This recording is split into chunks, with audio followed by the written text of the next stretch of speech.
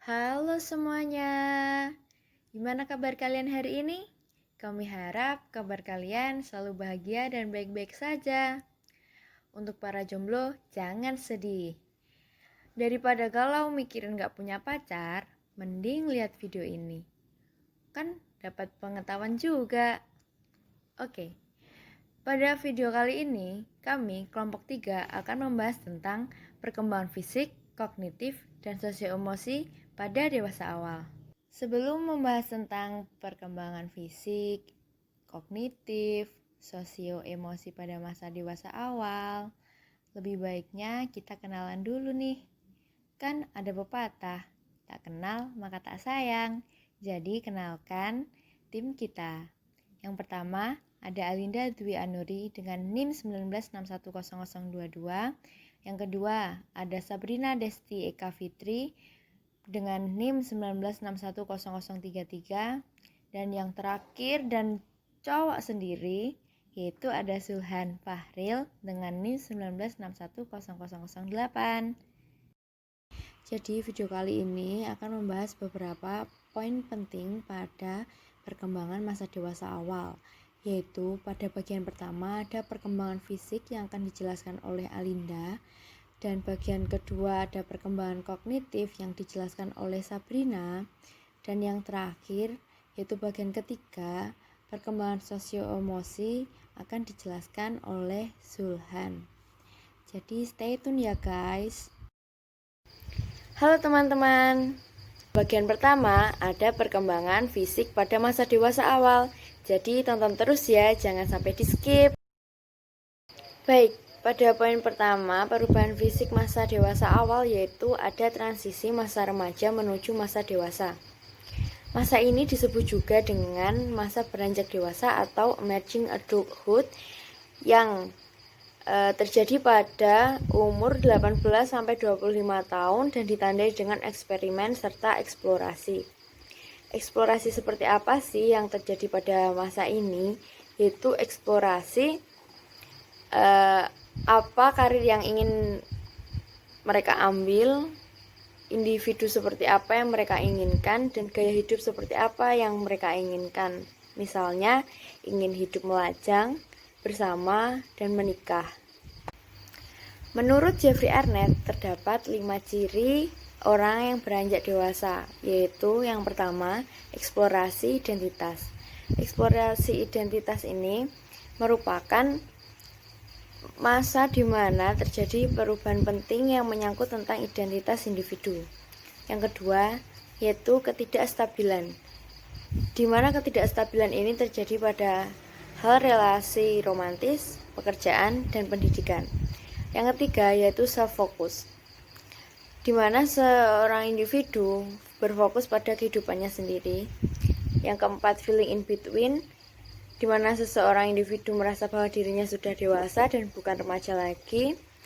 Dan yang terakhir yaitu usia berbagai kemungkinan, di mana pada usia ini terdapat peluang untuk merubah kehidupannya menjadi lebih baik lagi. Pada poin selanjutnya yaitu terdapat perkembangan dan performa fisik, di mana perkembangan dan performa fisik ini terjadi pada usia di bawah 30 tahun atau sekitar 19-26 tahun. Pada masa dewasa awal ini terjadi peningkatan performa fisik, namun juga terjadi penurunan performa fisik, di mana pada usia 30 tahun otot di tubuh kita itu sudah mulai merosot dan kemampuan fisik kita juga sudah menurun. Hal yang harus diperhatikan pada masa dewasa awal ini yaitu yang pertama kesehatan, yang kedua pola makan dan berat tubuh, yang ketiga olahraga teratur, dan yang keempat yaitu penyalahgunaan obat. Mengapa sih kesehatan harus diperhatikan pada masa dewasa awal ini? Jadi, angka kematian pada masa beranjak dewasa itu 2 kali lebih besar daripada masa remaja. Pada studi longitudinal mengungkapkan bahwa kebiasaan yang merugikan kesehatan terbentuk pada masa remaja yang akhirnya melekat pada masa dewasa awal, seperti kurang gerak, diet, obesitas, terus perawatan kesehatan reproduksi. Pada masa beranjak dewasa ini sangat menurun.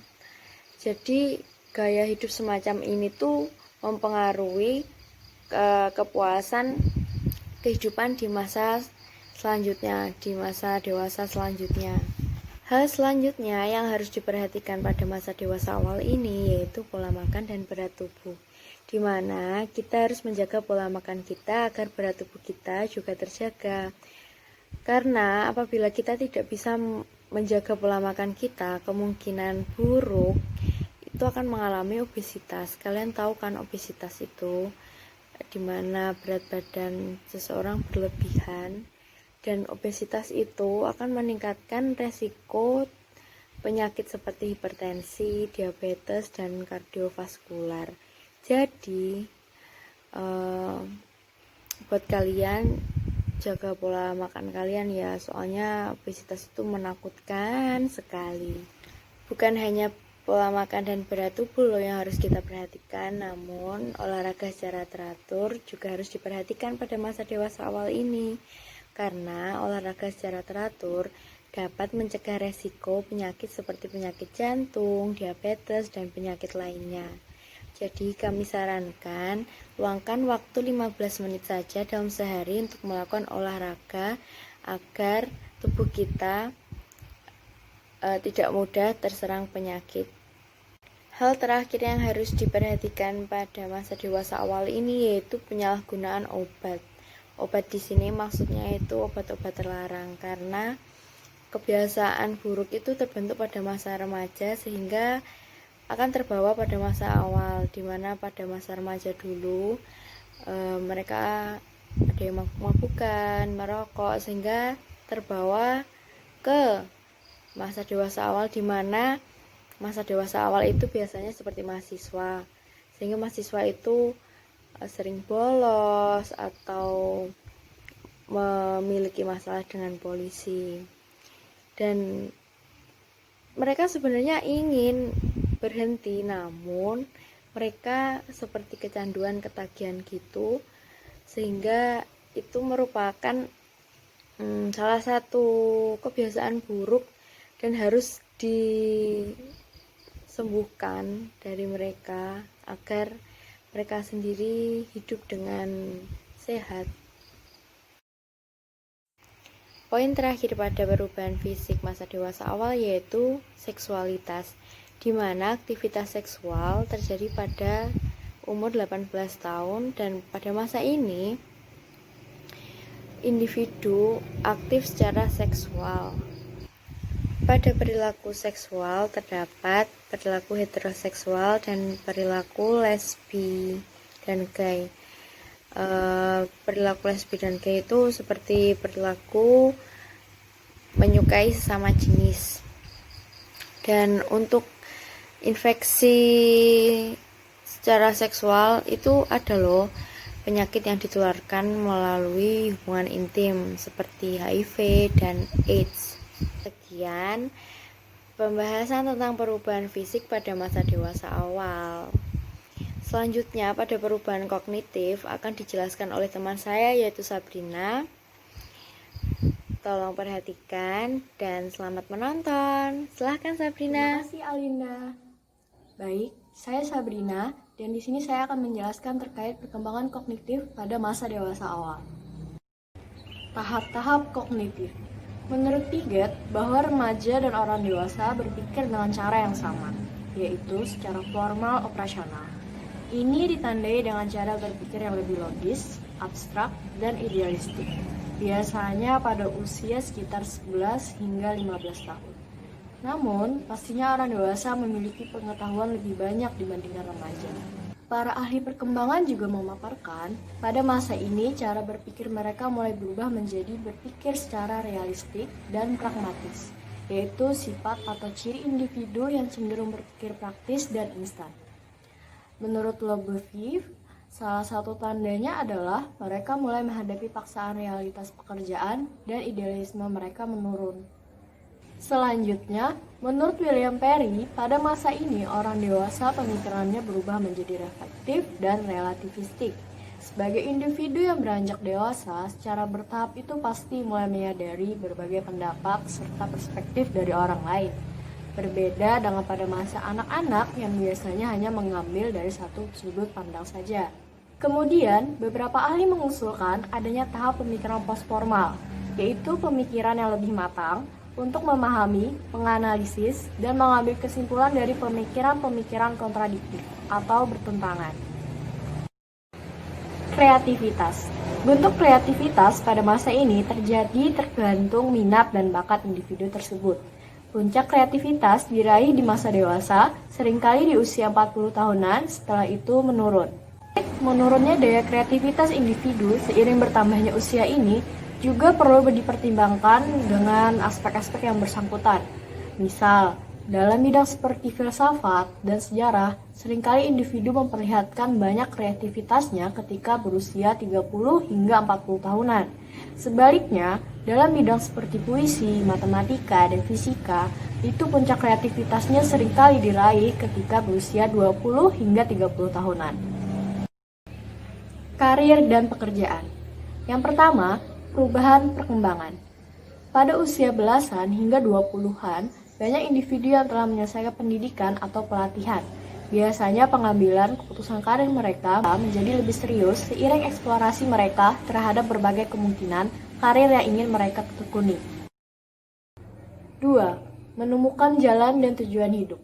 Damon berpendapat bahwa orang dewasa yang tidak menemukan jati diri atau potensi diri dan tidak menemukan tujuan hidup adalah individu yang di masa remajanya terlalu banyak bermain, tidak punya tujuan jelas di masa sekolah dan kuliah.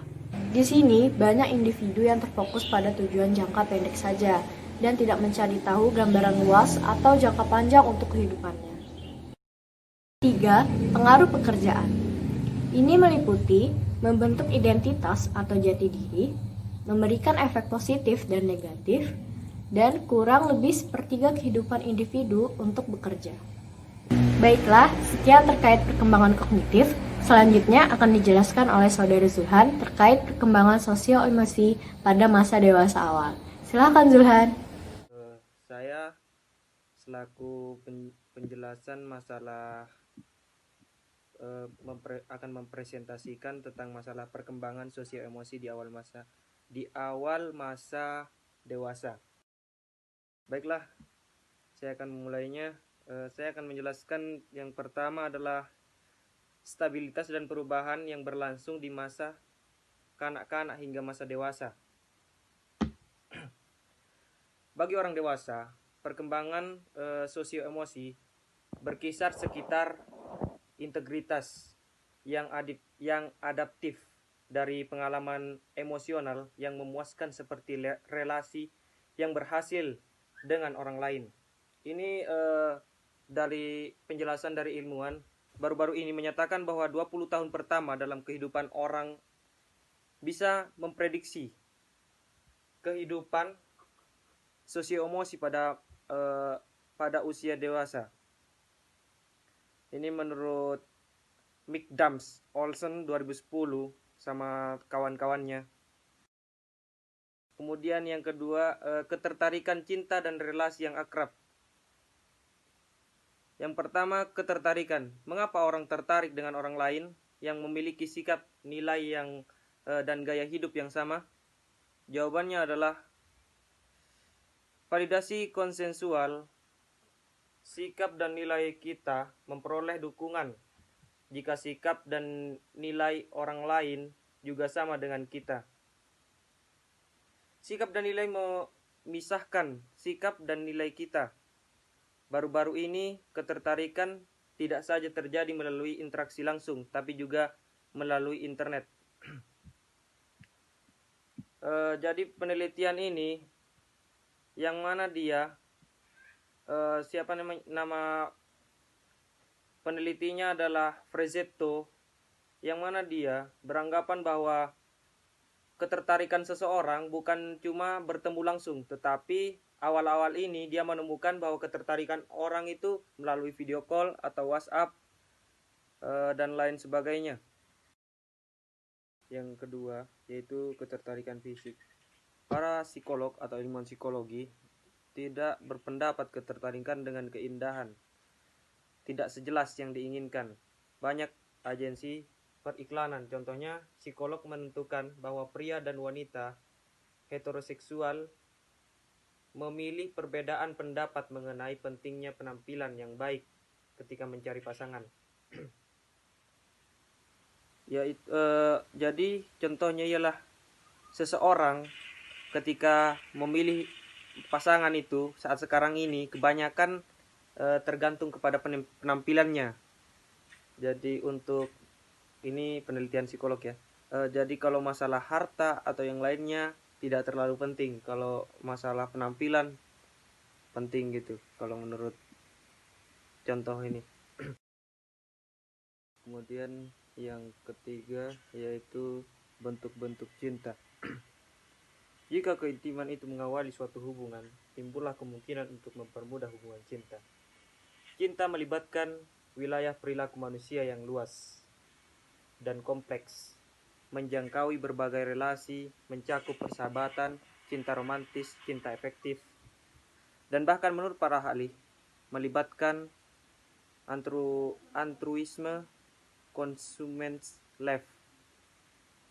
Menurut Berschet 2010. Kemudian bentuk-bentuk cinta itu ada 5.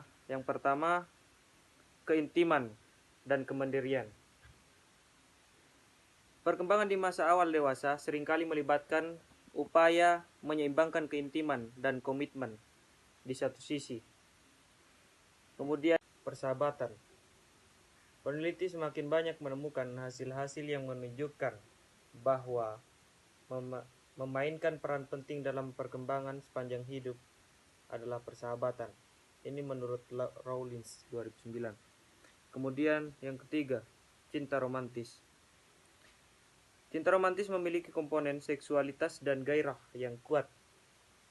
Kedua hal sering menonjol di awal relasi cinta. Kemudian yang keempat, cinta efektif. Yang disebut cinta karena kedekatan adalah tipe cinta yang terjadi ketika seseorang menginginkan seseorang di dekatnya dan memiliki afeksi mendalam dan perhatian terhadap orang itu. Kemudian yang kelima, cinta sempurna. Dalam teori Steinberg, bentuk cinta yang kuat dan utuh adalah cinta yang sempurna. Kegagalan dalam cinta. Kegagalan dalam cinta secara khusus merupakan hal yang bijaksana jika Anda terobsesi dengan seseorang berulang kali mengkhianati kepercayaan Anda. Yang ketiga, masalah gaya hidup orang dewasa. Ketika seseorang telah mencapai usia 30 tahun, tekanan yang semakin meningkat untuk menetap dan menikah. Hal ini terjadi karena banyak orang dewasa sendirian. Jadi ketika seseorang mencapai 30 tahun, jangankan 30 tahun ya, sekarang aja umur 25, 21 udah tidak tahan dengan kesendirian. Sudah merasa pengen memiliki seseorang gitu. Kemudian kohabitas orang dewasa. Kohabitas mengacu pada hidup bersama dan melakukan hubungan seksual walaupun tidak menikah dengan pasangan yang melakukan kohabitas. Menghadapi masalah-masalah tertentu. Kemudian ada orang dewasa menikah, orang dewasa yang bercerai, dan orang dewasa yang menikah lagi, orang dewasa gay dan lesbian. Banyak kita temukan orang dewasa sudah masih gay gitu. Biasanya terdampak karena lingkungan, gaya hidup. Dan pada slide terakhir ini, kami ucapkan terima kasih sebanyak-banyaknya pada kalian yang sudah menonton video ini. Semoga pada video ini terdapat ilmu atau pengetahuan yang kalian dapatkan. Dan kami hanya manusia biasa yang tidak luput dari kesalahan. Apabila ada masukan, silahkan kalian cantumkan atau kalian tulis pada kolom komentar, karena masukan kalian sangat berarti bagi kami. Sekian dan terima kasih.